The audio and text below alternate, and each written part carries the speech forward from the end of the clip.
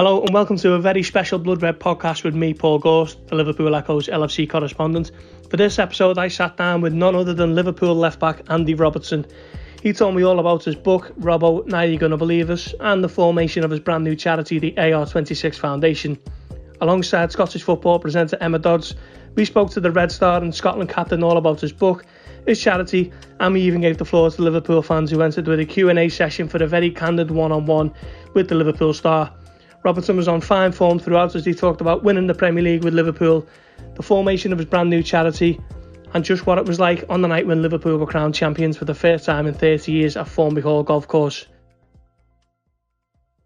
Hi, I'm Andy Robertson and welcome to my charity AR26.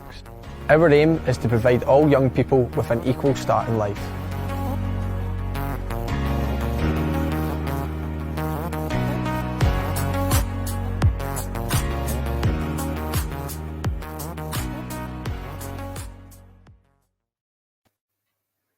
Well, good evening and thank you for joining Andy and I for the official launch of AR26. It's fantastic to be here with you and finally to be talking publicly about something that I know has been in the planning for a really long time. It's cold, it's dark outside, so it's brilliant to have you guys hanging with us this evening on what is sure to be a really, really special night for AR26. Now, Andy, it seems a bit odd for me to be welcoming you to your own night, but it is great to see you. How are you doing today?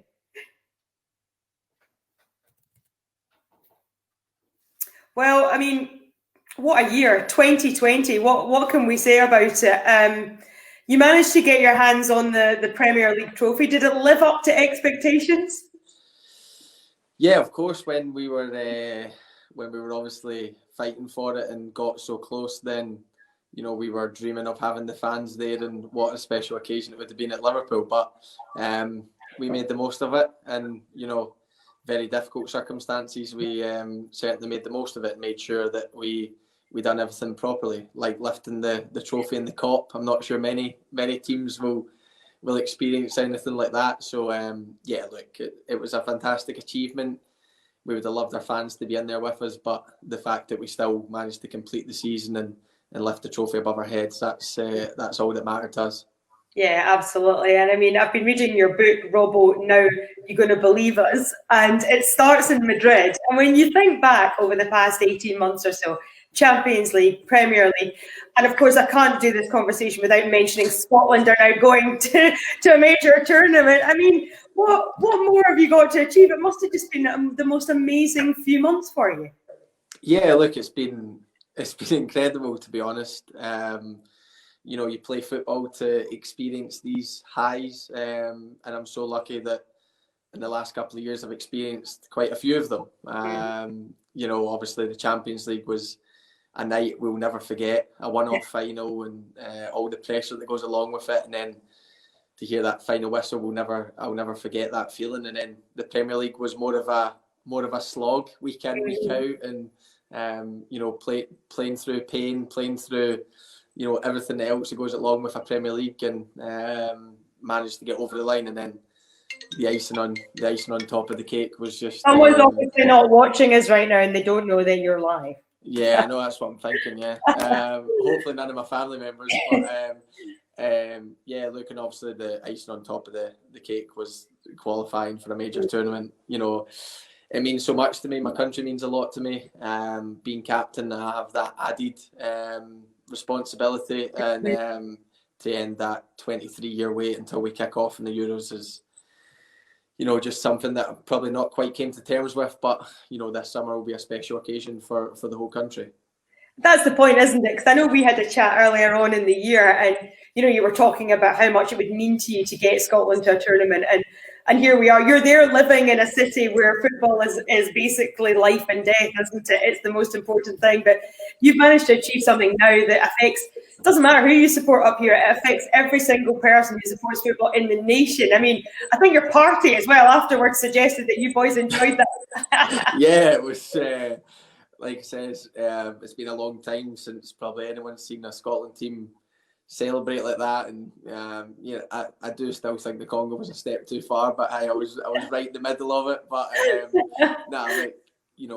our country's been through a lot of hurt in terms of football, in terms of supporting the national team for a whole generation. You know, my whole generation that hadn't seen Scotland at a major tournament, and you know, it was Liverpool and Scotland were a bit similar. You know, we spoke about winning the Premier League, we spoke about qualifying for a major tournament, but I don't think people really believed it was ever going to happen. It was one of these things that just everyone says, okay, another year, another campaign or whatever, and then to be able to end both their waits is, you know, is incredible for both squads that I was involved in. I'm privileged to be a part of both of them, but to end both a really long wait for both was an incredible feeling, and you know, gives me such a high playing this game, and that's what will keep driving me forward. Absolutely. You've been the toast of many a football fan over the past couple of months, Andy. And now I know we're going to talk more about your book in a second, but they sort of go hand in hand, the charity and the book. Did you enjoy writing it? Because you're still relatively young in your career. It's quite, you know, it's not unusual to have a book out yet, but again, you've got a lot to put in it. Yeah. You know, when, you know, I think the publishers won't mind me saying, when they first came to me, I knocked it back pretty much straight away because, like you said, still quite young and everything that goes along with that. But, you know, when then I heard what their kind of storyline wanted to be, and obviously the charity was then at the very, very early stages, and I thought that would be a great way to start a charity. You know, funds of it going towards, you know, helping my charity to get up and running and be able to help hopefully many kids. So once I weighed all that up, once me and, you know, I weighed it up with Rachel, my partner, all the other people that were involved in AR26, and we thought, you know, for the sake of me writing a diary for a year that's been incredibly successful, then, you know, why not? Let's go for it, because the money we raise will be well worth it. And it's proven that way. But once I got going, I think the first maybe chapter, I was a wee bit like, you know, should I be doing this? Should I not? And then by the end of it, I was loving it. You know, I really did enjoy it. I enjoyed, you know, involving the people that are involved in it and helped me in it. And yeah, it was incredible, to be fair. And, you know, I hope a lot of people enjoyed reading it, because I certainly enjoyed doing it. Oh yeah, absolutely. Like I say, I mean, I've been reading it, and it's low laughs, isn't it? It's a get an insight. When you also look at how it, like you say, it's led you to come to the charity, because I know you've been thinking about doing it for a number of years. I mean, really, what would you say in your sort of being has been the catalyst for doing 26? There's been quite a few things, to be honest. You know, being a parent ourselves, me and Rachel, obviously, we've got two amazing young kids, and you know, when you become a parent, I think your whole kind of thought process changes. You know, you worry about them every single day. You want the best for them, and I know, you know, every parent's the same. So you start thinking about how we can help, you know, maybe parents and things like that aren't as fortunate as we are, and kids that aren't as fortunate as our kids will be. You know, I think at the start of my career, I was probably a bit guilty in terms of, you know, not knowing, even when I first went to Liverpool, not maybe accepting or knowing that, you know, that my voice carries that maybe a wee bit louder than somebody else's. You know, I've done plenty of interviews with you, and you know me, you know, long enough that you know that I try and live as normal a life as possible, and you know, probably abnormal circumstances in terms of being in the telly all the time, you know, cameras in your face and things like that. But I then had to accept that, okay, if I say something and somebody else says something, then my voice might carry that bit further. And if I can use that voice for the greater good, then I can help, you know, I hope to help thousands of kids, but if I can help one, then I believe that, you know, the AR26 has been well worth it. So we have so many plans in place to help, you know, a lot more, of course. And I hope to use my voice and my vision and everything along with this charity to try and make a big difference in Scotland, because I do believe the gap's getting bigger, and you know, if anyone can help to close that, then so be it. You know, I'm not going to do it on my own, and I'm not expecting to, but if I can make a bit of a difference and people becoming more aware of it and try and help as well, then I believe that we can certainly make a big difference in our country. Absolutely, and it's why we're doing it, isn't it, to try and raise awareness. You can see the the website details of where you can donate under the screen at the moment. You know, this is a collective. Andy's leading it. You know, if anyone can help, then obviously it goes without saying that it would be massively appreciated, and it's all going to an unbelievable cause. But at this time of year as well, I believe that we're launching with a Christmas campaign. Can you tell us a bit more about that? Yeah, look, perfect time. It's just kind of fallen all into place round about Christmas time. You know, I think we started putting the things in place about February time, you know, March, I think it was, just before COVID, and then COVID let us focus on it a lot.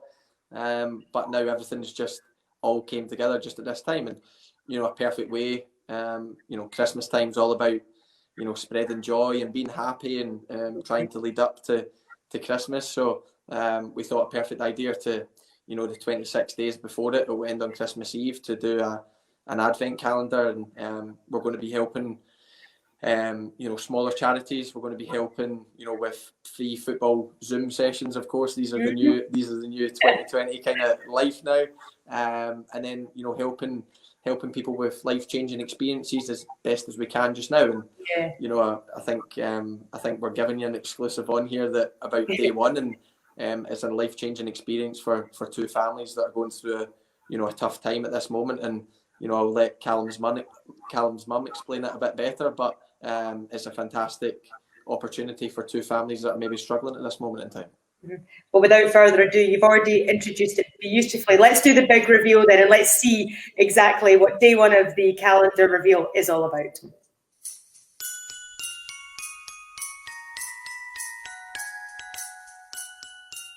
Hi, Caroline here from Callum's Cabin. We're just absolutely delighted to be the recipient of the AR26's first day of the Advent Calendar door Christmas campaign. It means so much to us to be the first door. The money that is going to be donated, which is £1,500, will make such a difference and will help two families in the new year come to Callum's Cabin and spend a week with their child who is suffering from cancer or a cancer-related disease.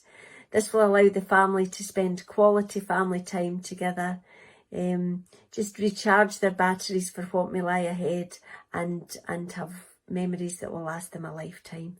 So honestly, it means so much to us, and thank you so much again to AR26's Advent Calendar campaign. Take care and stay safe. Thank you. Oh, brilliant to hear firsthand there, isn't it? Just the difference that will make to those two families, particularly with, you know, with the initiatives that we're doing now. And, you know, while Christmas is a really happy time for a lot of people, it can be a really tough time as well, can't it, for a lot of people? I mean, it's early days, but already you must feel really proud, Andy, of just seeing directly the impact that the charity can have. Yeah, I think we're all really proud of it. You know, like I said, me, Rachel, the AR26 team behind us, we're all already proud, and we're not even got started because, you know, like you said, my kids will wake up from, you know, presents from Santa and, you know, presents from family and stuff, but, you know, some families aren't, you know, as lucky as that. And that's why, you know, without giving too much away further along the way, you know, we do, you know, Christmas presents and things are a forefront of a couple of the doors and things like that. So look, the fact that we can give two families, you know, a week's holiday and the Isle of Bute and at Callum's Cabin is incredible. And like I said, you know, I've mentioned COVID quite a lot, but staycations have become a lot more common in 2020, and, you know, we thought that was the perfect way to kind of kick everything off. So you know, incredible when the new year kicks in, then obviously we'll have two families going there, and it might just give them that little bit of respite that they need through a really tough time, might be able to create memories and things like that. So, you know, a great one to kick us off, and, you know, hopefully it's a kind of a sign of people for what's coming next, because, you know, all of them are incredible. Callum's Cabin and Callum's mum's an incredible woman, and so it was a great way to start it. But, you know, leading up to Christmas, obviously we help a lot more charities, and that's why it's important to stay tuned and see what other ones we're helping. Yeah, that's the point, isn't it? There's so many unsung heroes out there that are going to benefit. But let's bring it back to the book then, because all the proceeds from the book are going to your charity, which, as you've touched on, was one of the reasons that you did it. But the book, like I say, I've said it again, I'm reading the book at the moment. It's a brilliant gift if anyone's looking for something to put, in the Christmas pile. There it is. There you can get it, and it's, you can tell by the way it's written that it's straight from Robbo's heart and Robbo's mouth as well. So it's brilliant to see. But we're going to have a little bit more of a look into some of the best bits of it, though. I'm slightly ahead of it because I've been reading it, but we're going to bring in now Paul Gorst, who's the Liverpool correspondent. And you, Paul, have played such an integral part in all of this as well, that Paul's going to be able to come in and have a chat with us just really about what's happening with the book.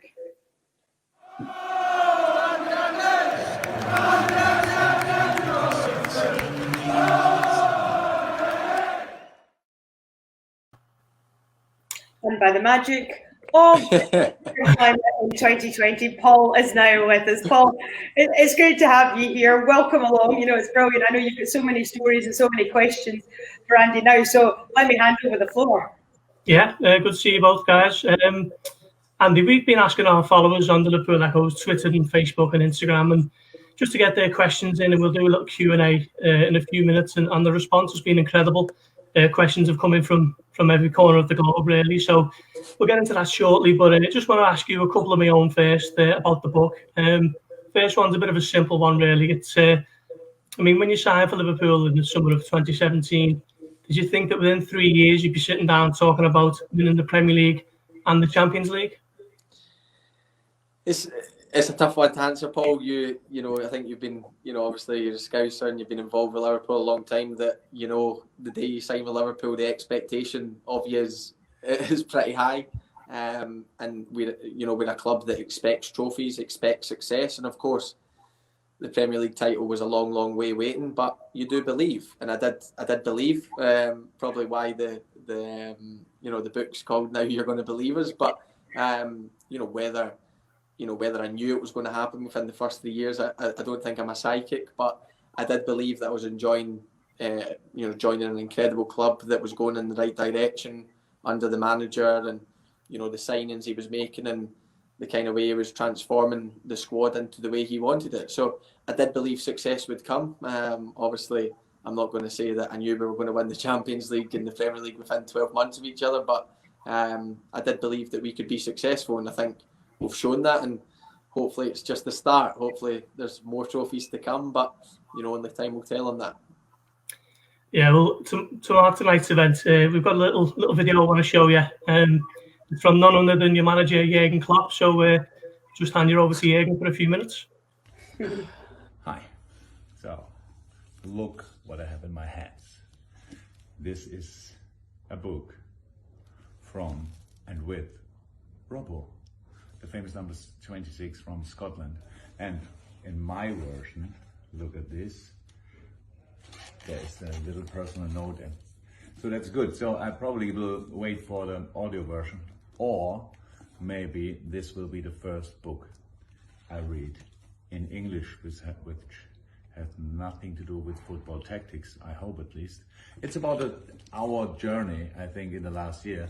Didn't read it yet, but do it 100%. And I was involved in some of the stories, so I can tell you it was a pretty interesting year. So if I would not have it already, I would buy it now. No greater endorsement, really, is there? Jurgen Klopp going to buy the book for Christmas. Yeah, if people aren't buying it after that, then I may as well give up, Paul. Remember the first day we got the first copy, and I gave it to the manager, and he was buzzing. But it was. I think he has waited on the audiobook. To be honest, I don't think he's going to read, especially some of the Scottish probably slang and stuff like that. So I'm not sure he'd quite understand it, but hopefully we'll have better luck with the audiobook. Yeah, I wanted to ask about your manager actually in the book. An interesting bit is around about Boxing Day when you went to Leicester, and you just come back from the trip to Qatar for the Club World Cup, and he allowed you the extra day off to spend Christmas morning with your families rather than training and so on. And you kind of said how much that meant to you and the rest of the squad, and kind of spoke to the trust that he has in you all. I mean, is that one of his big strengths as a manager, to kind of have that relationship with his players and make you want to kind of play for them a little bit more? Yeah, I mean, like, obviously, you know, being a week, obviously we had the Club World Cup, and being the week before Christmas away from, you know, a lot of us have young families, young kids that, you know, are getting excited for Santa coming and excited for families coming down and things like that. And for us to be the other side of the world was tough. The manager knew that, and we all knew that. And, you know, it just shows you what a good, you know, man manager and what a good manager he is, that, you know, he realised that, and he thought going to a hotel on Christmas night before the Leicester game wasn't a good idea. And to sleep in your own house, sleep in your own bed, and like you said, the trust they put in us to, you know, not get carried away with Christmas dessert or anything like that, then, you know, it shows you that he certainly understands our situations. He certainly, you know, he had a young family once, and, you know, obviously his kids are a lot older now, but he was probably in the same, you know, situation. So, you know, that really, you know, was a nice touch. And then, you know, you see what happened the next day. I'm not saying it was completely down to that. You know, there was a lot of people saying we were going to come back and we were going to be tired and the wheels might fall off the title charge and everything like that. And, you know, we really wanted to prove people wrong when we came back. And I think that's what drove us forward the next 6 to 8 weeks. But, you know, small things like that you always remember, and it makes you a lot more happier going into the next game. And I definitely think we showed that on Boxing Day, because it was probably our best performance of the season. Mm-hmm. Yeah, you also spoke in the book about when you learned that Melwood was going to be suspended and football would be kind of closing down for, you know, no one knew at the time how long it was going to be for. It was eventually 3 months. I mean, what was that period like for yourself and the team? Because there must have been so much uncertainty and question marks over what was going to happen. And we know all about the Zoom chats and the training sessions and so on. But, you know, what was the atmosphere like for that period? Because it must have been so difficult.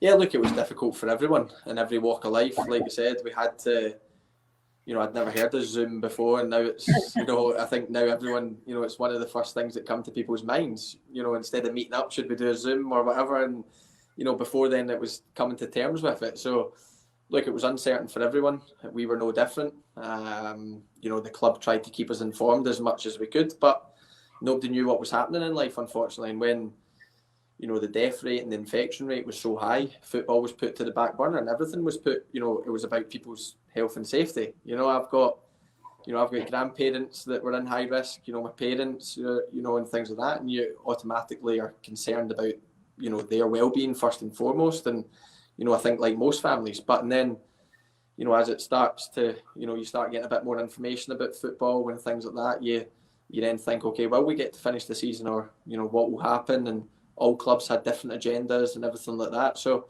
you know, the club were great with us. The club kept every message we got for them was positive, whether it was true or not.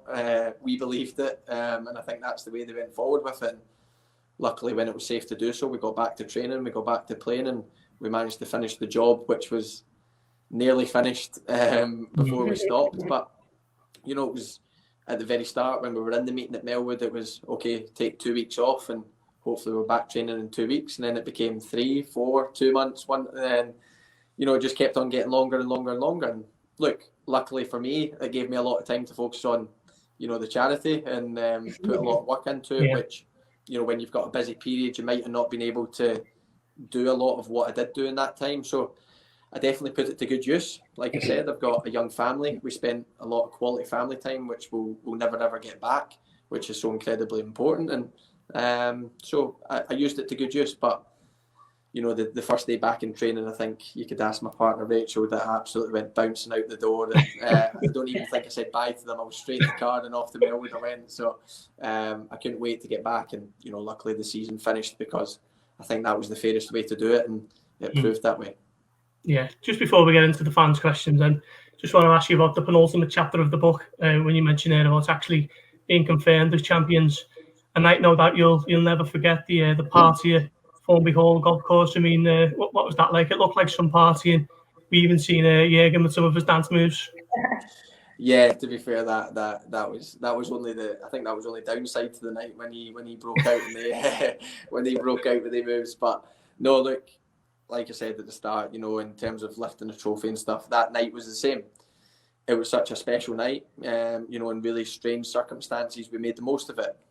We had all the people that were in our bubble in Melwood there, and it meant we could celebrate it properly, because it's a huge achievement. And, you know, I'd wished nothing more that I could have went out in the streets with all the fans and things like that, and had them all and had a big party in Liverpool. But it wasn't meant to be that night. But you know, we had a great party, stayed up late, and you know, it was deserved after a long, hard season. We deserved to celebrate it, and we celebrated it properly. And that's all we can ask. So it's a night I'll never forget. You know, we've got a couple of them, and luckily, you know, when I do hang up the boots, or you know, when I'm old and I'm sitting back in my chair, then I can look back at these nights and think, you know, that was one hell of a night, and look what we achieved. But you know, we want more of the nights, and that's what drives us forward. Mm. Okay, well, we'll get into some fans Q&A then. Once again, for everyone watching on, thanks for submitting your questions. It's great seeing them all coming from all corners of the globe. Got to start with the questions about wingmen. So many people asking about the mini series with Trent. I mean, you're being compared to Matt and Deck quite a lot. Would you believe? How did that all come about? How are you enjoying it? You seem very relaxed in the videos. Yeah, look, me and Trent bounce off each other. We always have. You know, we've got a great relationship off the pitch. You know, a good one on it, but an even better one off it. And you know, they've kind of approached us to do it, and we're both, you know, more than comfortable in, you know, each other's company. And you know, I think the next episode, Hendo might be sitting in the back, so hopefully the fans enjoy that one when we grill the skipper on a couple of things. And so look, it was fun. We just wanted, you know, we know everyone's in a tough time just now, and you know, we wanted to bring a wee bit of light-hearted, you know, a bit of comedy, a bit of, you know, chat, a bit of insight, a bit of everything, and hopefully, you know, make people smile a wee bit. And hopefully we've done that. You know, I know the feedback I've had has been pretty positive. The only thing I would say is I think Ant and Deck are a bit even. You know, I think they're both presenters. I think I'm carrying Trent a wee bit, to be honest. So I'm not sure. We'll maybe need to look at a better duo. But you know, like I said, I've said quite a few times in the Wingmen series is that I think I'm Batman and he's Robin, to be honest with him. But you know, he's good value for money. We're both, you know, we both just try and be a bit light-hearted, be a bit in a relaxed environment, and you know, hopefully, you know, the fans don't always get to see that, and like I said, hopefully they're enjoying it. Yeah, does seem that way. Okay, so we've got this one from Laura Shakespeare from Ormskirk. She says, "Who is your best at the LFC and why?" We're really close as a group, which is so important. You know, we have a really good, close-knit group of players. You know, me and Trent and, you know, Ox and Hendo and Millie, we're a kind of pack. And, you know, obviously we lost Lallana in the summer, who was a big loss to the whole squad, but especially us. And, you know, they're probably the closest. But, you know, the Dutch duo I get on really well with, Gini and Virg, and then Mo, Sadio, you know, the Brazilians, you know, the squad is, you know, so tight, and that's why I love going into work every single day. But you know, definitely the UK contingents is very tight, and you know, I'd have to say probably them, because we just bounce off each other, and you know, I enjoy going into work every single day. Steve Channon from Newport asks, what's the most difficult aspect of being an LFC player, and do you still have to pinch yourself when you go into training? Yeah, I pinch myself most days to know that I'm a footballer, never mind playing with, you know, one of the best clubs in the world. And, you know, being a Liverpool player is a huge privilege, is an amazing feeling, you know, also tough with the expectations on it. But, you know, that's what we want as footballers. We want these expectations being put on us week in, week out. And that's why, you know, we try and perform to our best every single week, because of the fans' expectations, the players and the staff expectations of you as your own. So, you know, it's an incredible club to be involved in. You know, I love every day. Every day I went into Melwood, every day I go to Kirkby now. It's incredible, and especially playing at Anfield, it's such a special club to play for. And I hope to be here for many years to come. But I know my performances will dictate that. So, you know, hopefully I can keep performing at a high standard and be here for many years to come, because you know, I do love this club. My family's fallen in love with this club, and you know, when we're all settled as we are, then you know, it makes it that bit more special. Bob Durant from Liverpool says, how much difference is it playing in empty stadiums compared to full ones, and do you find yourself having to concentrate more in these games? Yeah, look, playing behind closed doors isn't football. It's not, you know, it's not the football we know. It's not the football we love. of course, it's better than, like I said, still has been in lockdown and not having any football on the telly. I'm sure a lot of fans have enjoyed just having some sort of football back, but football's not properly back until the fans are back in. We're in an entertainment business. We're there to entertain, and without having fans in the ground, it's it's tough. Of course it is, and luckily we're making steps to get them back in. Hope against Wolves, I think we'll have 2,000. I know that'll feel really small in terms of the size of Anfield, but it's a start, and hope by the end of this season we'll have a full Anfield back, because the fans deserve to be back in the stadiums when it's safe to do so, and I believe we're getting closer to that stage. So it's not the same, but we've got a job to do, and we still feel the love and we feel the expectations of the fans back home, and that's why we go out there and try and produce every single week. So look, we try our best, but for me, football's all about the fans, and without fans in the stadium, then the game won't return until they're all back in the respective stadiums. Yeah, this might be a tough one from Henry O'Keefe out in France. He says, if you could pick one former Liverpool player to play in the current starting lineup, who would it be and why?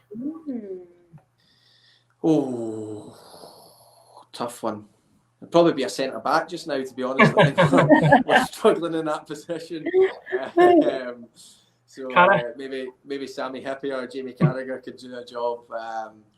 Usually, he's an icon at the club, Steven Gerrard. He's an incredible player, incredible person. But I know some of my Celtic friends are probably watching this at the moment, and they might not be too happy with me saying him. But look, there's so many legends. But for me, there's one and one pinnacle, and it'd be Sir Kenny Dalglish. He's been amazing for me. Keep the Scottish flowing, and I'm not sure which one of the front three I'd kick out, but I'd probably kick any of them out for Sir Kenny, so that's fine. So I'll probably go for him. Well, sticking with the front three, the next question from Mohammed Azhar in London. He said, what is Mane, Firmino and Salah's relationship really like, and what are they like as people? The whole team seems really close and has a strong bond, which is so beautiful because of how diverse the squad is. I thought you were going to say Mohamed Salah there. I'd have been really impressed if it was a question from him. But look, the relationship's really good. Off the pitch, it's really strong. And on the pitch, it's really strong. The link-up play and everything is always good. But these players are also paid to be selfish. We need them to score goals. We need them to take risks in the final third. We need them to add Jota into that category now.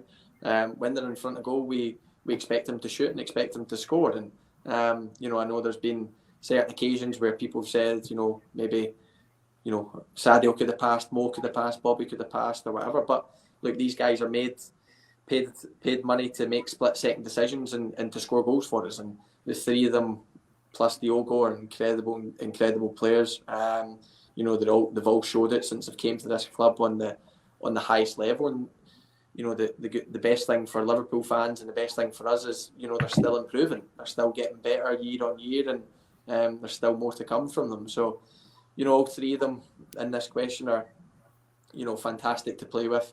When I'm a bit deeper and I look up and I see they three in front of me, I'm never short of options, and it's a pleasure to play with all three of them. And like I said, the relationship on the pitch and off it's really strong, and just like every other relationship in the squad. And that's why over the last couple of years we've been quite successful, because you get nowhere without these relationships. Okay, the next one's coming from Daniel Mahmood in India. Daniel's asks, during your journey to the very, very top, who drove you most to reach that level?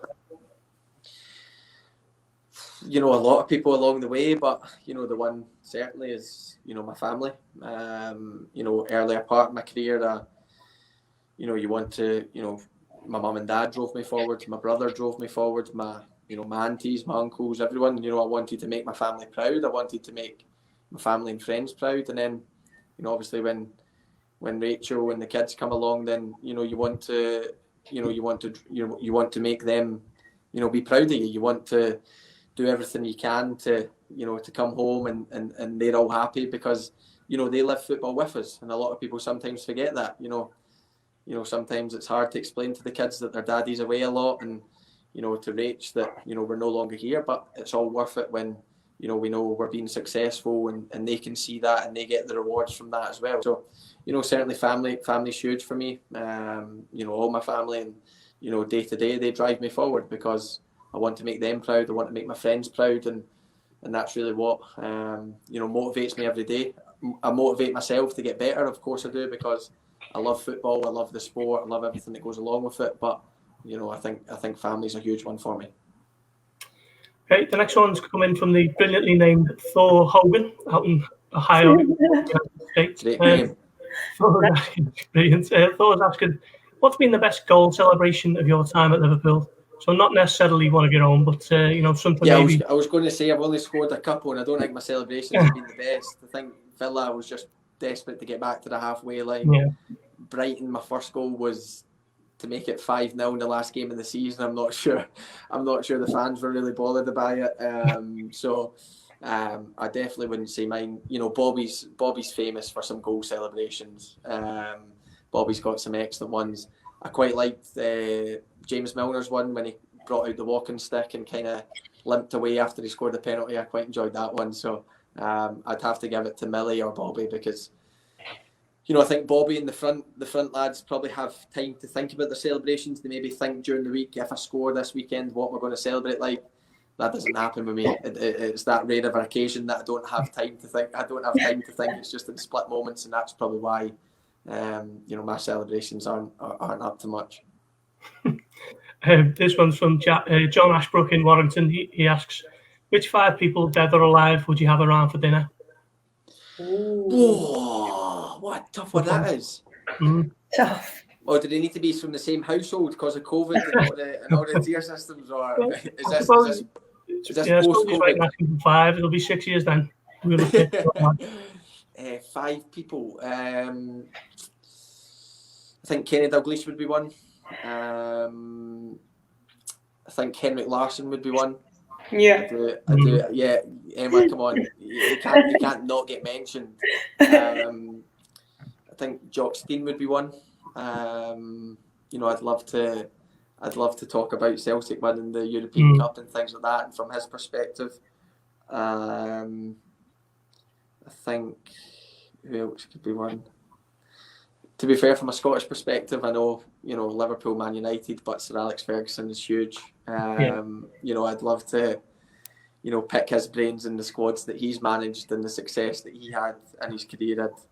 I wouldn't mind having a chat, and I think him and Kenny would probably bounce off each other and have some fantastic chat. And then one more.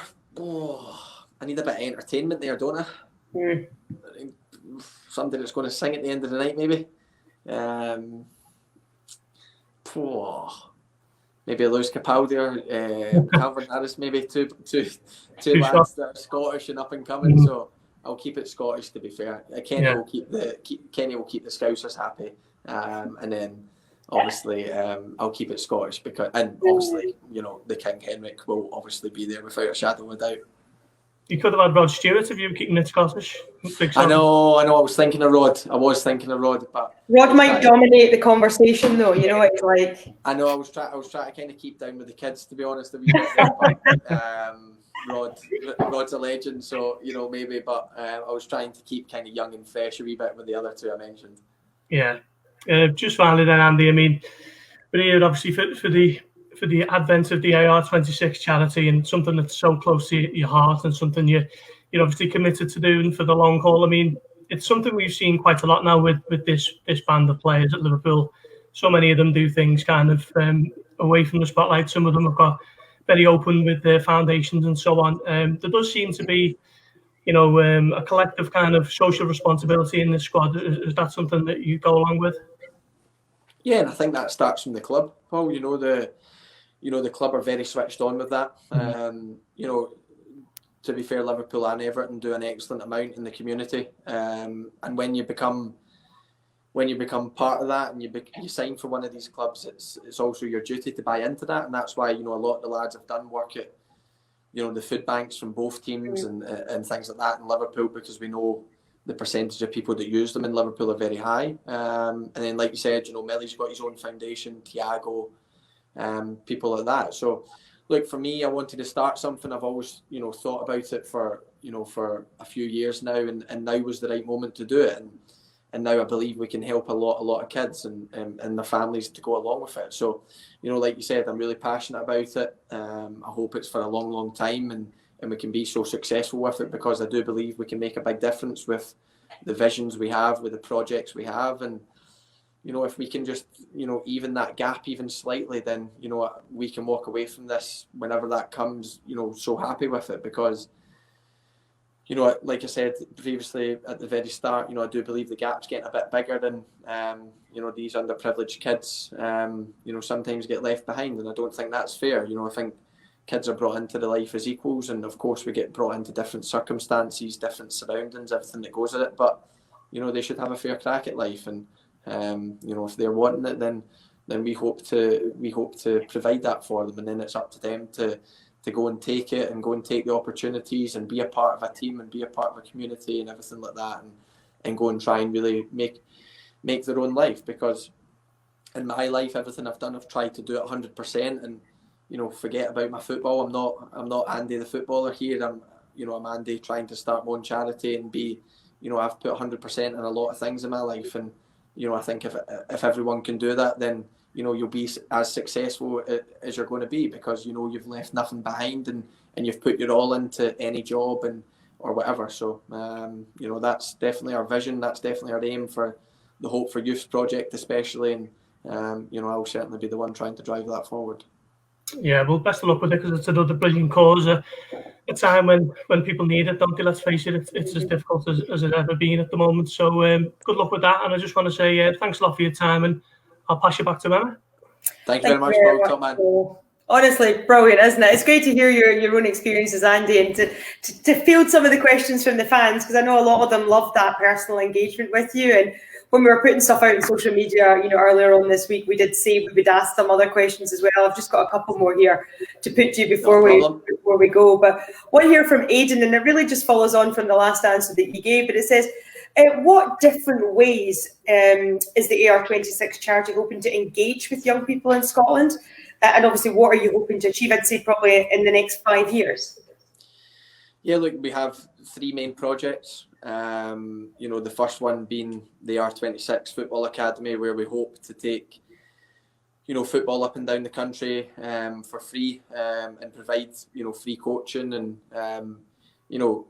being, like you said, being a part of a team, being a part of a community can really bring on kids in terms of life skills and everything like that. And that's what our coaches will aim to do. And we look to try and take that up and down the country to help as many kids. And look, we know, I've got 2 kids of my own. I know if, as a parent, if you can get an hour or 2 respite in a week, then it can make a huge difference. So look, we hope to help these parents as well by, taking their kids off the hand for an hour a week or an hour a month, whatever, until we get going, and being able to, like you said, be a part of a community, be a part of a team, make new friends, learn life skills and everything. So that's one of that's one of them. The second one's the life-changing experiences for kids that are maybe going through a really difficult time in terms of sickness or illness or things like that, trying to give them something to smile about in a really tough time.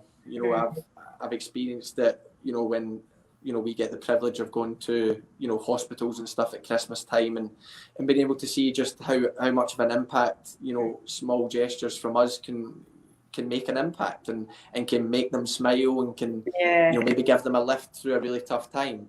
And also, like I said earlier, I worry about my kids every single day, and I can't imagine anything being wrong with them. And I know it can be tough on the parents, and it can be tough on siblings as well. And we hope to just give them an experience that will be like Callum's cabin, a week away to go and enjoy it. And of course, hopefully once COVID is all over, and travel bans are over, and concerts are back open, stadiums are back open, hopefully we can do a lot more things around it and give people really life-changing experiences. So that one we're obviously excited about. And then the last one I'd obviously just touched on, the Hope for Youth project, where it's for our kind of young adults or teenagers, maybe to try and further their education, to try and further their life skills, to try and link up with small businesses, big businesses, to try and give them, maybe paid work on a, 3-month contract, and see how they do, and try and get them work that might provide for,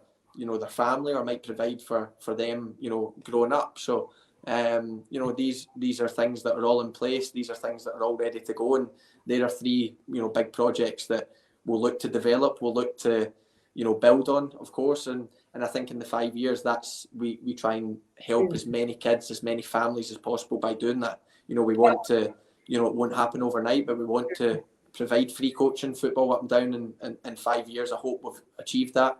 I hope in 5 years we have a full programme in place for the Hope for Youths. And in 5 years, I hope we're still helping, kids put a wee bit of smile on their face when they're going through a really tough time. So that's our aim. That's our short-term and long-term aims. And, I really hope we can be successful in it, because I'm really excited by all 3 of the projects.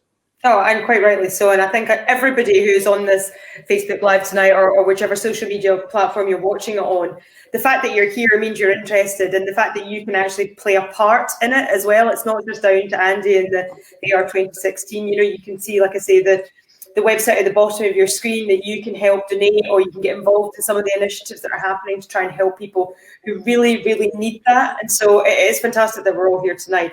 I'm going to sign off with a question from Claire Leslie, because this one, it's not necessarily to do with the charity, but it came as a result of us posting. And I think it's going to give us a bit of an insight into you, Andy, as a footballer.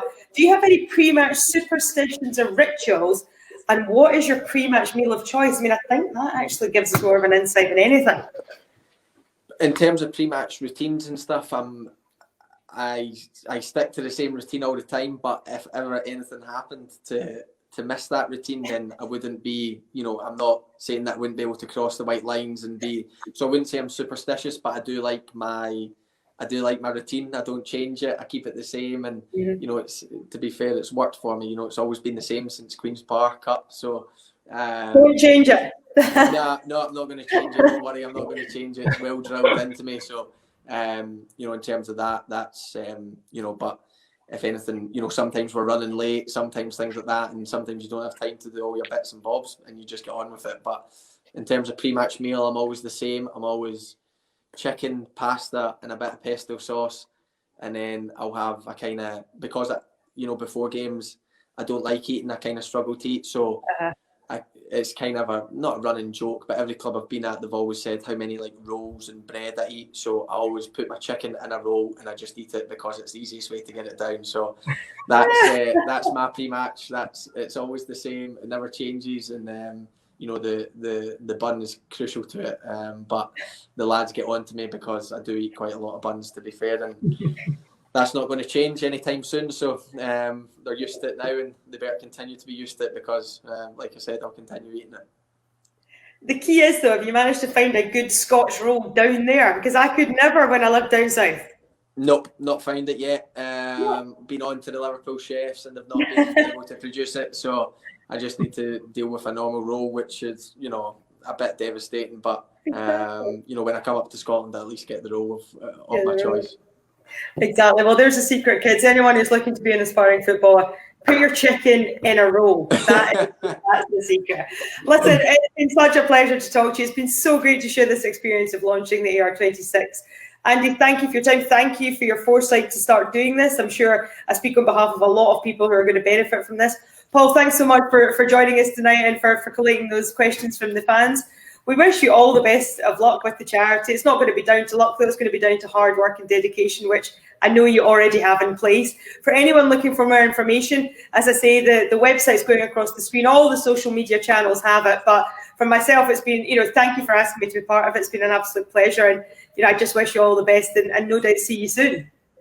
Thank you very much, guys. And thank you both for giving up your time. I know, I couldn't think of anyone better to do it. Emma, I've done it a lot with you. Paul, perfect to represent the Scousers. So thank you both for giving up your time. And like you said, it's going to be down to hard work. And we've got a team that's willing to do it. And hopefully that grows. And hopefully, people can start seeing a big difference with the projects we have in place. Thank you very much, everyone. Thanks for watching. All the best. Good night.